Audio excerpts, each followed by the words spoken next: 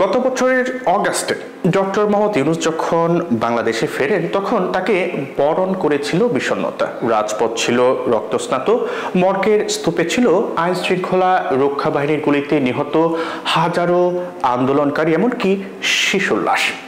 তখন মাত্রই 15 বছরের কর্তৃত্ববাদী শাসনের পর ছাত্র নেতৃত্বাধীন এক বিপ্লবের মাধ্যমে শেখ হাসিনার পতন হয়।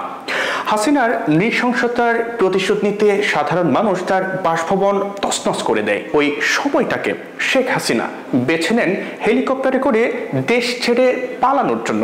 দীর্ঘদিন ধরেই শান্তিতে নোবেলজয়ী 84 বছর বয়সী অর্থনীতিবিদ ডক্টর মোহাম্মদ ইউনূস তার রাজনৈতিক উচ্চাকাঙ্ক্ষা ত্যাগ করে এসেছেন। তবে শেখ হাসিনা তাকে রাজনৈতিক হুমকি হিসেবে দেখেছেন, যার কারণে বছরের পর বছর ধরে ডক্টর ইউনূসকে বয়ে বেড়াতে হয়েছে অপমান আর নির্যাতনের গ্লানি, যে কারণে বেশিরভাগ সময়ই বিদেশে কাটিয়ে দিতে বাধ্য হন ক্ষুদ্র ঋণ কার্যক্রমের এই পথিকৃত।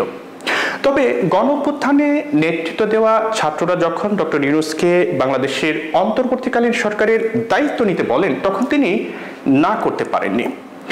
ডক্টর মোহাম্মদ ইউনূস ব্রিটিশ সংবাদ মাধ্যম দ্য গার্ডিয়ানকে একটি সাক্ষাৎকার দিয়েছেন। সাংবাদিক হান্না এলিস পিটারসনকে দেওয়া সাক্ষাৎকারে অন্তর্বর্তী সরকারের প্রধান বলেছেন, শেখ হাসিনা বিশাল ক্ষতি করে রেখে গেছেন। আমি এসে দেখি সম্পূর্ণ বিধ্বস্ত একটি দেশ, যেটা অনেকটা আরেকটা গাজার মতো। তবে এখানকার ভবনগুলো নয়, ধ্বংস করা হয়েছে সব প্রতিষ্ঠান, নীতি, মানুষ এবং আন্তর্জাতিক সম্পর্ক।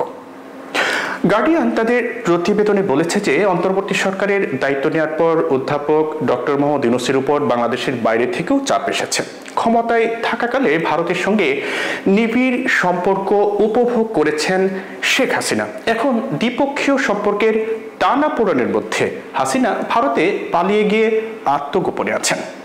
ডক্টর ইউনূসের নেতৃত্বাধীন সরকারের সময়ে ভারত দ্বিপক্ষীয় সম্পর্ক উন্নয়নে তেমন কোনো আগ্রহ দেখাচ্ছে না, বরং সম্প্রতি দিল্লি ঢাকাকে সন্ত্রাসবাদকে স্বাভাবিকীকরণের অভিযোগ করেছে।